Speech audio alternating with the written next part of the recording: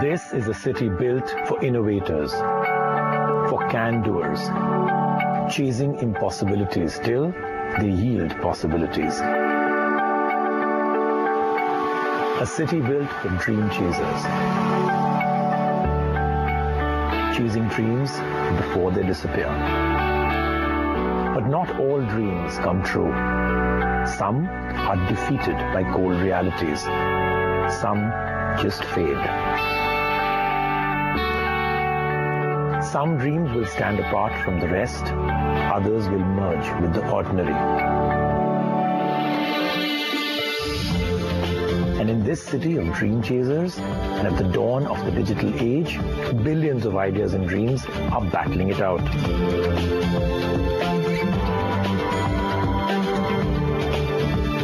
My quest is to find the exceptional one, that one in a billion. The one who conquers all the challenges with all but one idea. A quest for the outliers. This is a celebration of the human spirit. The spirit to explore, to innovate, to survive, to compete, to do better, to be better, to be that one in a billion, to be a unicorn.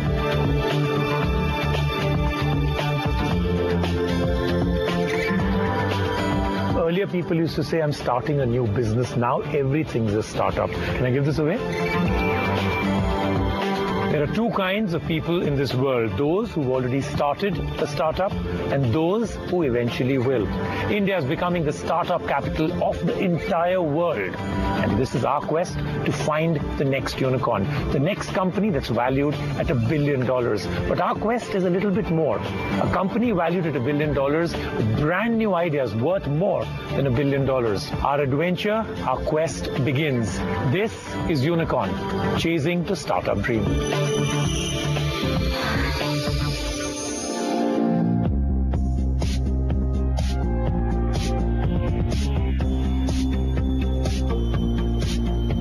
The world of startups is a fascinating place.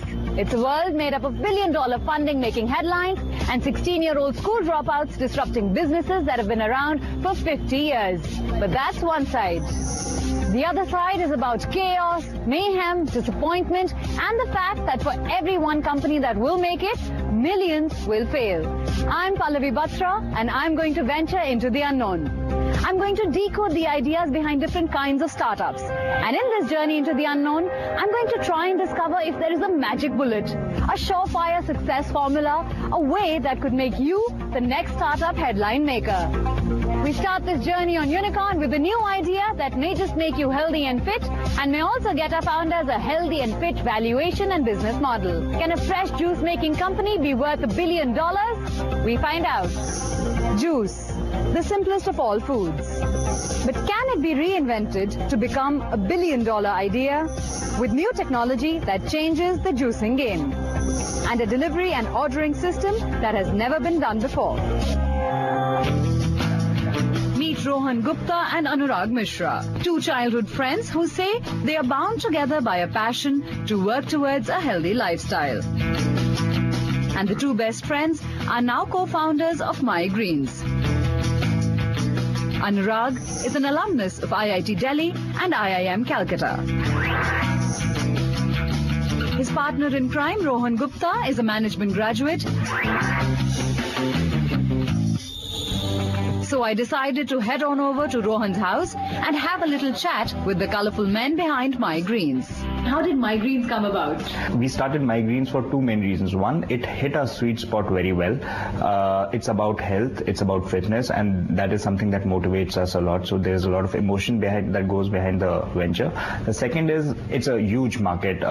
This market has really exploded globally over the last 5 years. And there are different categories of juices, right? We researched on it and we interestingly created 3 different lines of juices. So the first line, we call it the relish line. So these juices directly connect to your taste buds. And then we have a goals line This we have developed with our team of experts. So we have a nutritionist with us, we have taste experts with us, and then we have a most serious line, Vitals. So in this, we give our people the benefit of cold press technology. So Rohan, tell me, where did the money come from for migraines? We believed in the industry so much that we have invested our own money into this. But in the future, as we go along, we need some money to scale up, and we will be looking for some Series A funding later on. Unicorn is all about chasing the startup dream. What is it that makes migraines 1 in a billion? Okay, there are other players who are doing cold press juices, but we are very, very different from them on 3 counts. One is our team of advisors. The second differentiator is taste. While you're making these health juices, what's challenging is how do you marry health with taste?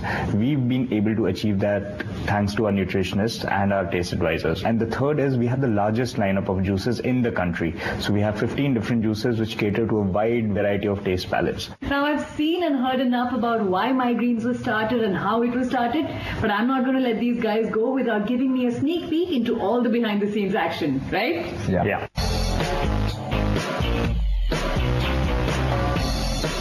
I'm at this spick and span yet freezing migraines factory, and this is where all the cold pressed juice magic takes place overnight.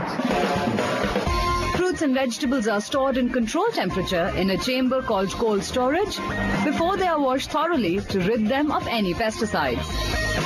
And now begins the actual work. Okay guys, so the apples are washed, clean, ready. What's next? Juicing. Okay. And before we do that, you need to wear a cap, and for your safety, goggles. Shall we start? I started by grinding the fruit into fine pieces. The cold press technology is activated by adjusting pressure and speed. And you're done. Just bottle it up. So fruits and vegetables surely have their nutritional value, but it's the taste that ticks me off. And that is the challenge for migraines, to make their juices not just healthy, but also ones that taste amazing and are unique.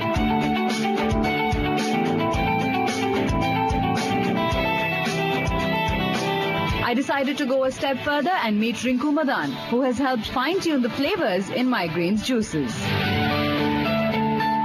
Do you think your migraines has actually managed to marry the health benefits with the taste? Because that's most important to the consumer. We've tried to do that. If I could give you another example, so the apple, kale and the lime we use, just for a 10 ml bottle that we make, it has about 100 calories and say about 1 gram of protein, 20 gram of carbs, but 0 mg of fat and 0 mg of milligrams of sodium in it. So it seems Rinku feels that migraines has achieved what I thought was impossible. A healthy drink that tastes good.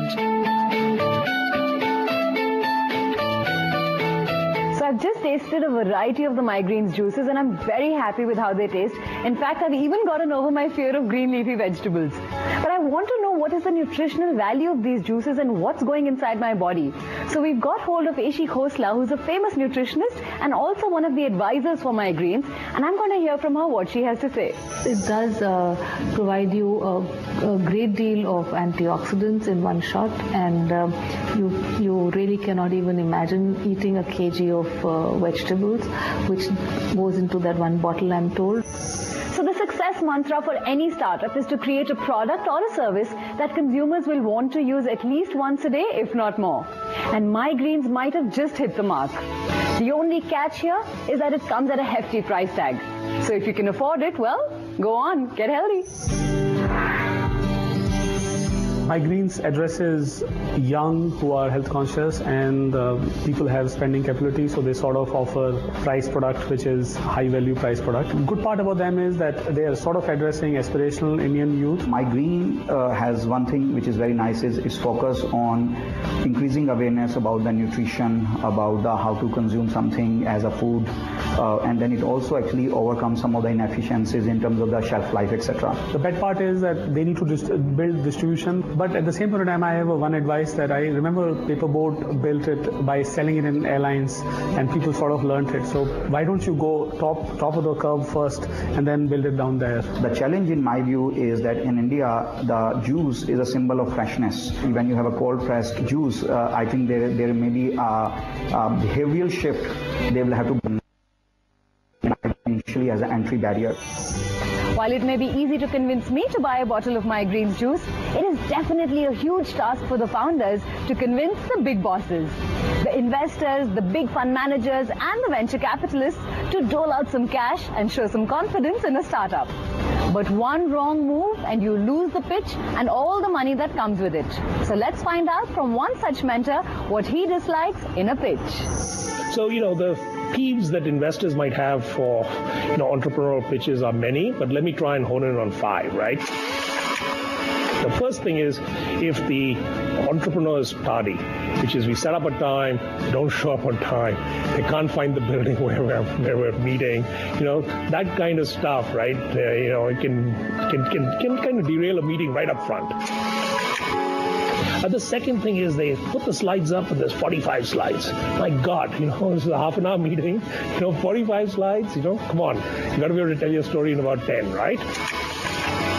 The third is avoid hype and cliche terms. Don't tell me you're the Uber of this or the Dropbox of this, One more peeve I'd say is numbers. Oftentimes you'll find hockey stick curves. We are going to be a $1 billion run rate in 3 years. First and foremost, let's all admit, none of us knows what's going to happen in 3 years. Not you, not your competitor, not me. And the last thing is the funding ask. Here's where you find the big waffle. Entrepreneurs, when you ask them, okay, so I'm interested, what do you want? Suddenly what was a $250,000 ask became $5 million, right? They get ambitious suddenly just because you said you may be interested, right? I think they have to have some compass there, right?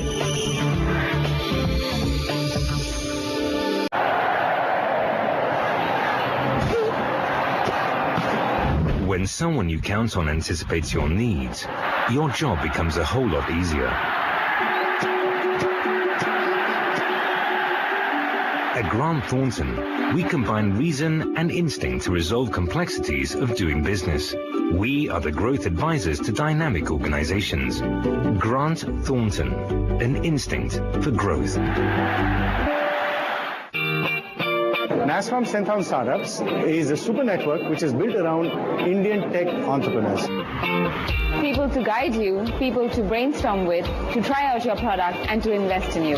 It's helping us build organizations with millions and billions of dollars of valuation. Warehouses, events, you have your pitch days. It's like an extended family supporting these babies in a big way.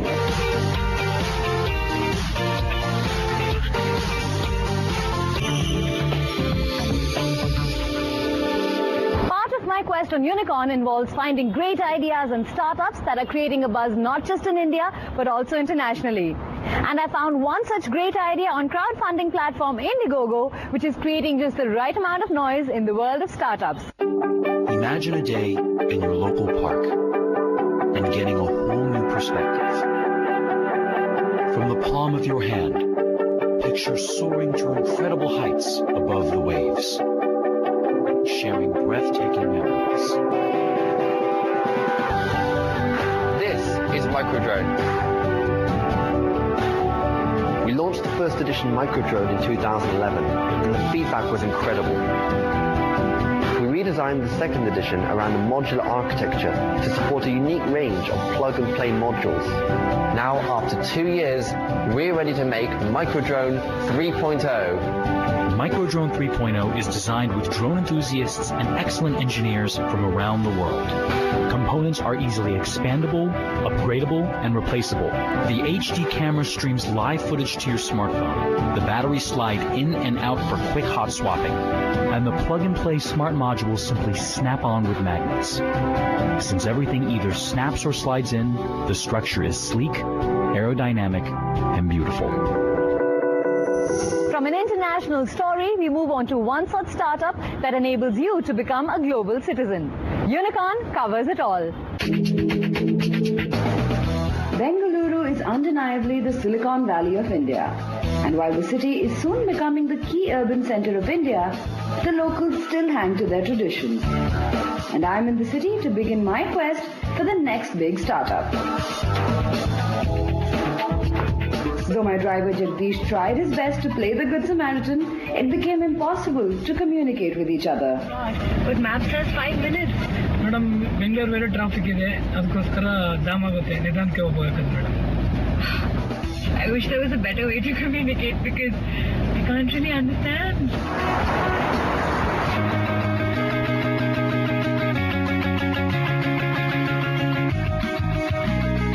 Now, while this cup of coffee looks great, it's got me thinking. Be it for tourists or expats or even newbies in a city like Bangalore, language and communication barriers can be a big problem. So I'm determined to find a solution to this, and perhaps I'll find something on Google that might help the situation, but after my coffee. When in doubt, turn to Google, I say. And soon enough, I stumbled upon the very interestingly named app, English Dost. English Dost is an app that is a firm believer that the best way to learn a language is by repeated spoken practice. This doesn't just help you gain further knowledge of the language, but also instills the confidence to speak it. And with the growing demand for English teachers in India, this startup seems to be onto something. And I've just gone through it and it seems like a really fun app. And these guys seem to be based out of Bangalore, so I should really go try and meet them. English Dost is the brainchild of Ram Kakkar, an IITian who loves to teach and is the man in charge of the content and curriculum for the app. Vivek Iyer is an alumnus of the prestigious IIM Bangalore and focuses on the business development and design at English Dost. The third founder, Pankaj Chand, studied at IIT Madras and goes by the title of Wizard at the English Dost team. I'm meeting them at the NASCOM warehouse, a great co-working space where many startups intermingle and exchange ideas, as well as focus on taking their business to the next milestone. I want to know if English Dost has what it takes to be the next big startup out of Bengaluru's big belly. English Dost is an award-winning training app that is designed as a game where the user plays the role of a person who has just moved to Mumbai and is starting a new job. The app allows the user to have stimulating virtual conversations. The startup's genesis has a very interesting backstory, and Pankaj shares that with us. I like to solve problems, and I come from a small town, Bhilai. I always wanted to create a product that can have a social impact. Even though I had studied in the best English medium schools, I couldn't speak English. Hence, English Dost is my attempt to solve that problem that each of young adults face in India. I soon realized that the passion of the trio comes from each one's own experiences. Ram tells me more. Okay, now I want you to tell me how the whole concept of English Dost came about. So it's a great story. I tried to learn Spanish myself, and the challenge I faced was that while I attended a classroom program, I couldn't get enough speaking practice to enhance my speaking skills. So I kind of looked back into the years when I was in IIT, and I used to encounter really, really smart kids who came from all across the country, and they used to write English really well, but they couldn't speak it. And that really sort of hit their chances to get good jobs, and it really hit their confidence when they wanted to give interviews. And I said, it's a problem worth solving if we can, using mobile, which is a personal tool. So what I want to know is, are you also sort of targeting people who are not just looking to learn English for their job perspective? Spoken English as a problem, cuts across social and economic divides, right? I think pretty much everyone across the country who's not from an urban background or from an English-speaking background really does want to learn English for the social mobility that it provides. Correct. And so one of the heartwarming stories that we've encountered is that a housewife in Delhi, she actually finished our entire program. All 180 steps? All 180 steps. Okay. And after that, she was in touch with us on our in-app chat interface. Okay. Trying to learn English better. It's absolutely simple use cases which we encounter every day, but nobody's really helping solve those problems. I think it's going to be an exciting ride as we go forward. I think so too. Yeah. What about English Dost's aspirations? Hoping to join the Unicorn Club soon? Well, of course, which startup would not? I think hopefully in 3 years, maybe. Let's see. Yeah, 3 years sounds doable. So now I want to get my hands on the app and see how it works. Absolutely. Vivek, who is responsible for the look and feel of the app, gave me a demo. Though the app is still in its beta stage, I found the interface very interactive and engaging. What we want here to do is, give the opportunity to the user to speak as much as possible. Okay. Which is what we're doing here. Okay. So I am Ram. I am Ram. So he gets the correct answer. And so what happens is that this feedback is stored in our server. Okay. It is the basis for all the analytics that go on in the back. For each individual user, you have sort of their growth pattern. Oh, lovely. Yes. Wow, okay. So let me try it out. Okay? Sure. No, Lucknow, sir. Okay, sir. I am from Lucknow. I am from Lucknow. I am 25 years old. Yes, I am. Thank you for the introduction. All the best. As I fiddled around with the English Dost app, I realized it's a great idea to teach a language through a game. The more levels I crossed, the more I wanted to play. So I've just tried out the English Dost app, and it definitely taps into the aspiration to learn spoken English in India. The game format makes it a very quirky and easy way for people to learn how to speak English. The only problem with English Dost as I see it right now is their marketing, which is a bit limited at present. They need to reach a variety of consumers through clever marketing. English Dost addresses a very interesting market, and I think I associate with that market because I grew up in a Hindi medium background, which means the class 12th was in Hindi medium, and I had to learn English out there to get into engineering college and so on. So good market, definitely a plus for them. What I like about them is, one, it's a mobile based.